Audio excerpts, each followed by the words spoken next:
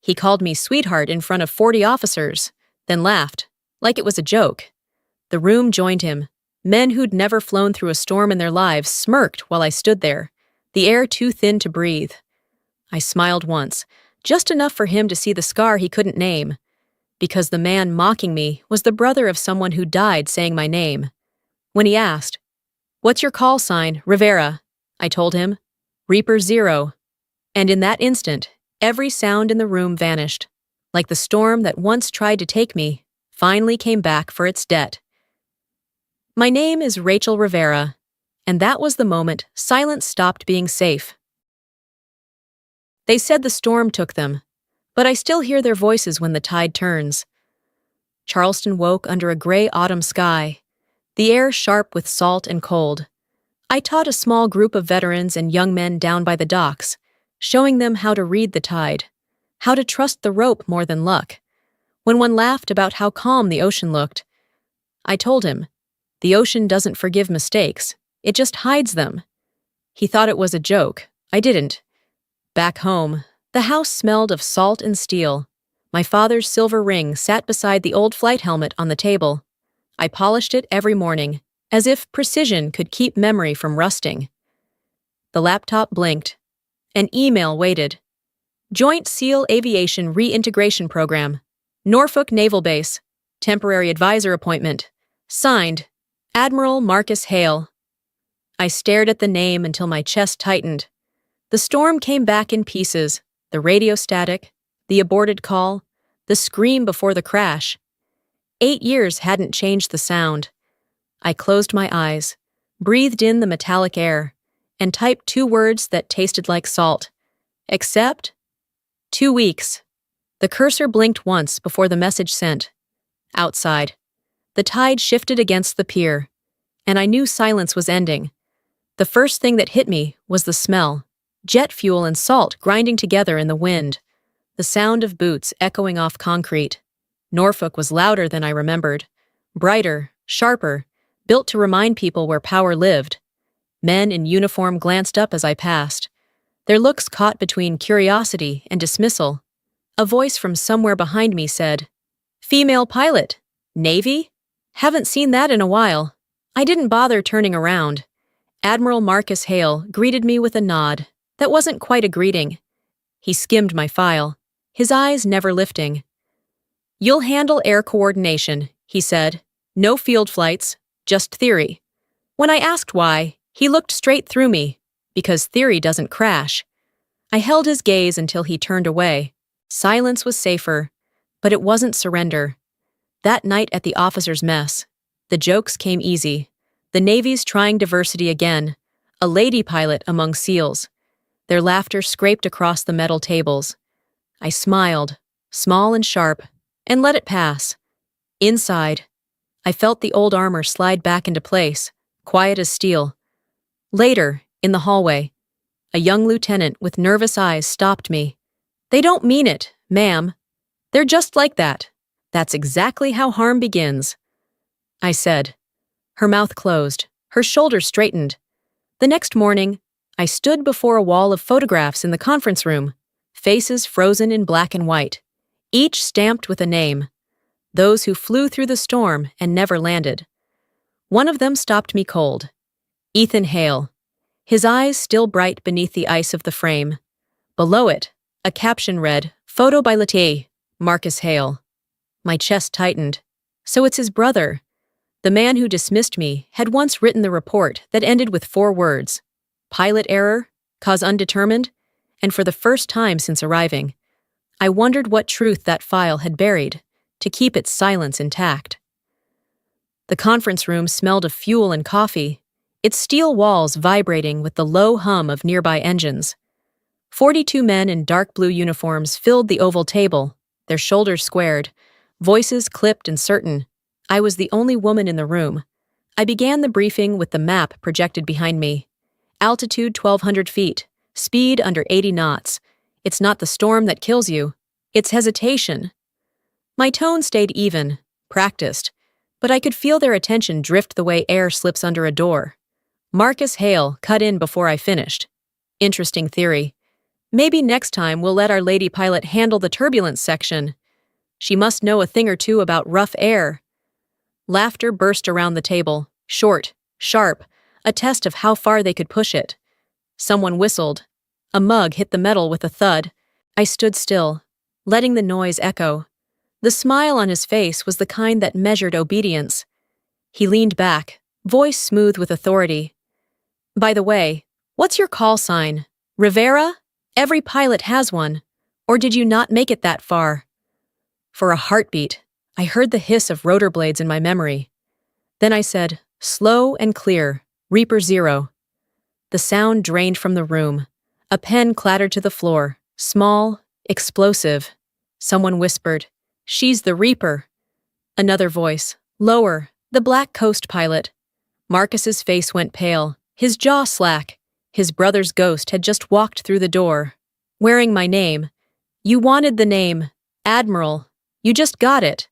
I closed the laptop, my voice calm, detached. Now, if we're done joking, let's talk about turbulence. Silence held for a full 10 seconds before anyone moved. When I left, the air behind me felt colder. By evening, the base was whispering, she's the Reaper. She saved Hale's brother. And he mocked her in front of everyone. Eyes followed me through the corridor, half awe, half fear. Layla caught up, breathless. Ma'am, the base is buzzing. Everyone knows now. Good, I said. Maybe they'll finally remember what silence sounds like. Before lights out, a note slid under my door. The paper thin, the ink blue. Report to Admiral Hale. Eero 900 tomorrow. No signature. I held it a long time, picturing his face when the room went still, how arrogance had cracked into something closer to panic. The man who once controlled the sky couldn't find his voice on the ground. The base emptied after midnight, its corridors echoing like hollow steel veins. The hum of the air system pulsed through the walls, steady as a mechanical heartbeat. I sat alone in my office, the lamplight spilling across my notebook. The same line stared back at me in my own handwriting. Pilot requested abort. Commander overruled. I had written it 3 times, as if repetition could turn disbelief into proof. A quiet knock broke the silence. Layla slipped inside, face pale beneath the yellow light. They're locking the archives tomorrow, she said. If you want to see the full file, it has to be tonight. You understand what that means, right? I asked. Yes. It means someone's trying to hide something. We moved through the empty hallways like ghosts. The door to the underground data center hissed open after her clearance code.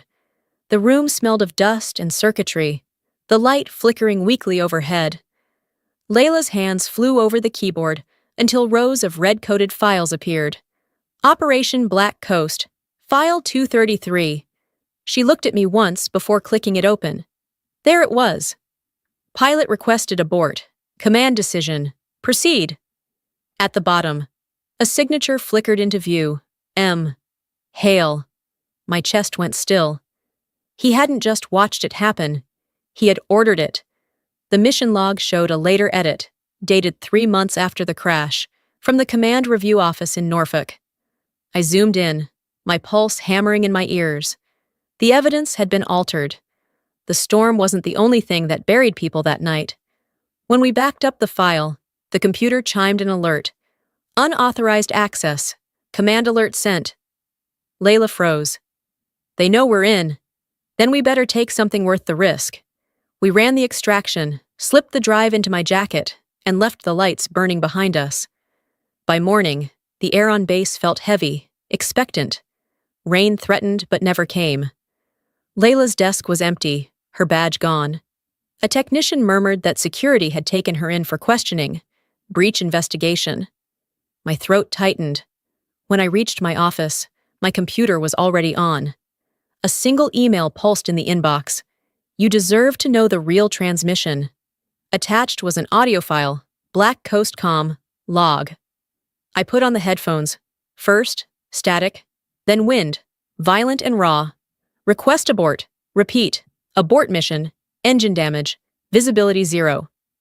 A pause, then a deeper voice. Steady. Absolute. Negative. Continue mission. That's an order. More static. And finally, that first voice again, barely a whisper. Tell my brother.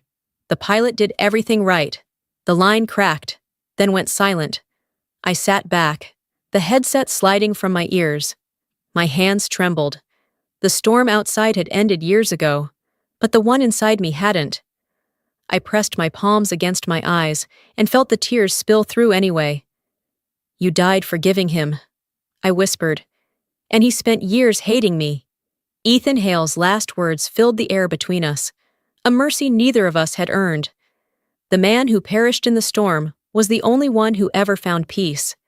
The afternoon sky over Norfolk hung heavy and gray, the flags along the airfield snapping like gunfire in the wind. The silence between storms was always the loudest.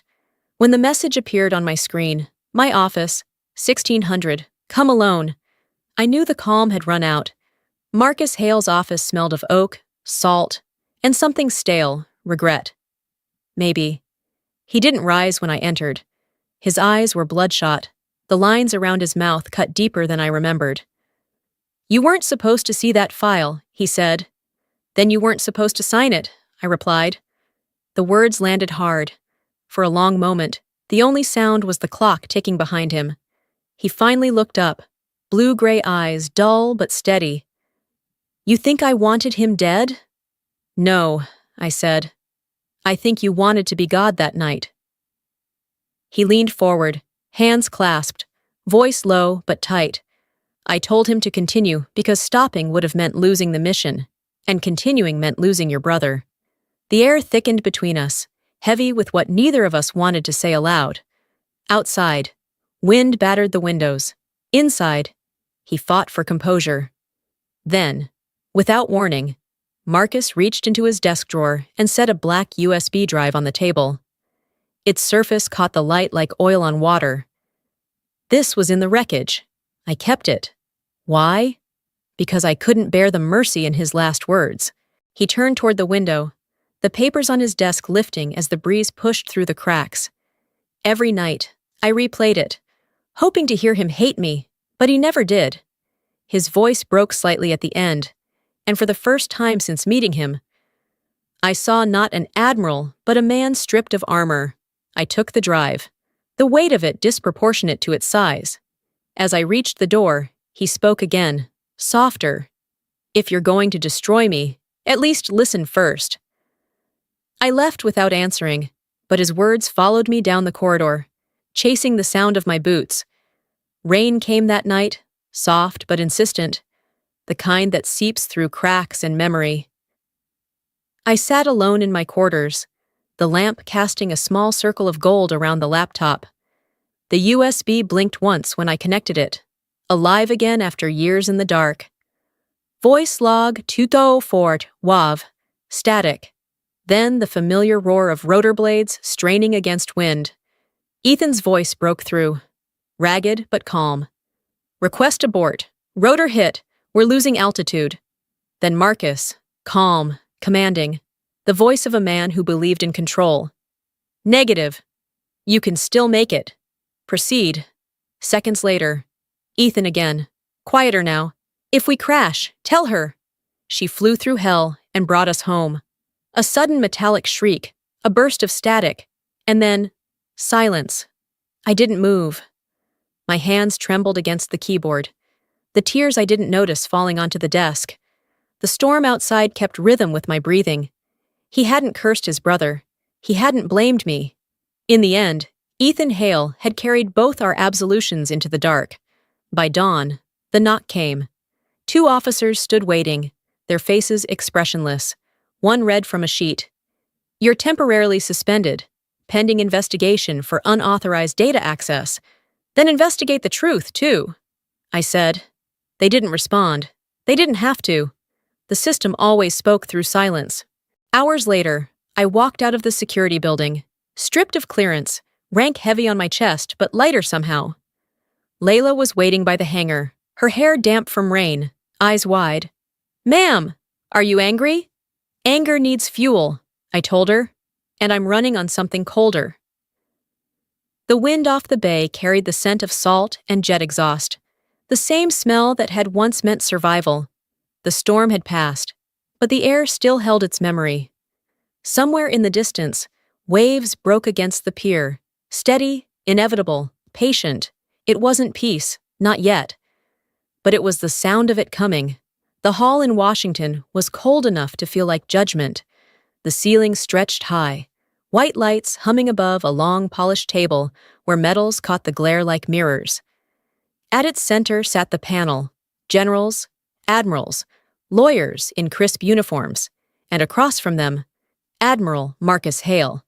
My nameplate rested in front of me. Commander Rachel Rivera, Reaper Zero. The moderator's voice echoed, steady and formal. Commander Rivera, please state your findings. I placed the black USB on the desk, slid it into the console, and pressed play. Static filled the room. Then the storm returned through the speakers. The wind, the distortion, and finally Ethan's voice. Tell her she flew through hell and brought us home. I stopped it there. The silence afterward was suffocating, like the moment before a crash. Radar data was altered, I said. Safety warnings ignored. The pilot requested abort.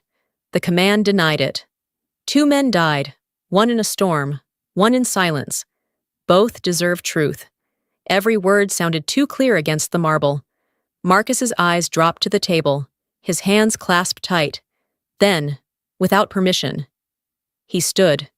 His voice broke just enough to feel human. She's right. I overruled the abort call. My brother was on that flight. I've been punishing every pilot since because I couldn't punish myself.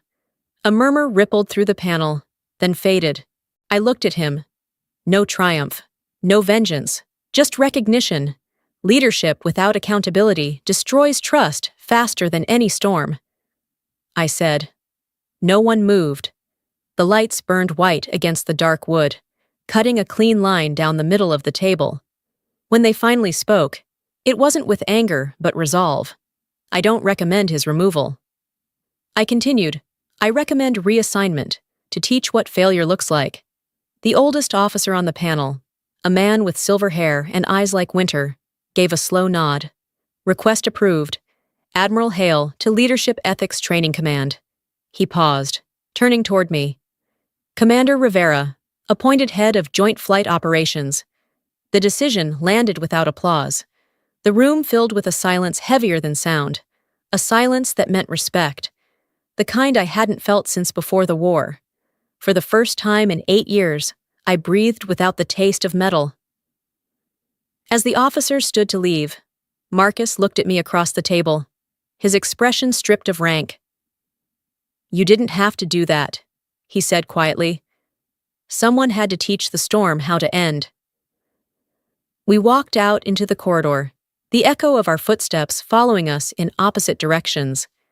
For once, the silence between us wasn't a wound. It was release. A year passed before I saw the sea again.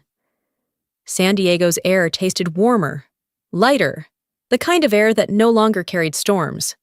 The hangar was dressed for ceremony, banners crisp under the California sun. At the center of the stage, the new helicopter gleamed, RZ-01, Reaper Zero, a rebuilt version of the aircraft that once carried ghosts through the sky. I sat near the back, no uniform this time, just a navy blazer and a quiet heart. The world had kept turning. So had I. Marcus Hale took the stage. His hair had gone gray around the temples, his voice steadier than I remembered. When I was young, he said, I thought command meant shouting louder. Then I met someone who led through silence. She didn't need to scream to be heard. Her name is Commander Rachel Rivera. You call her Reaper Zero. But what she really reaped was understanding. The applause began as a murmur, then swelled until the hangar trembled. I didn't cry.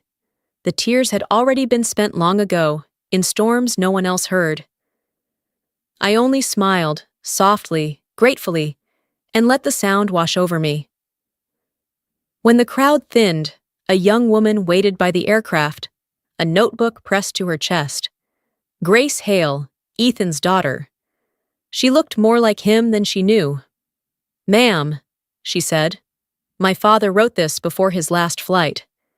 She handed me the weathered notebook. The pages smelled faintly of salt.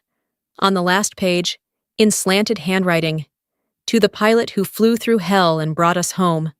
I traced the words with my thumb. The ink faded but unbroken.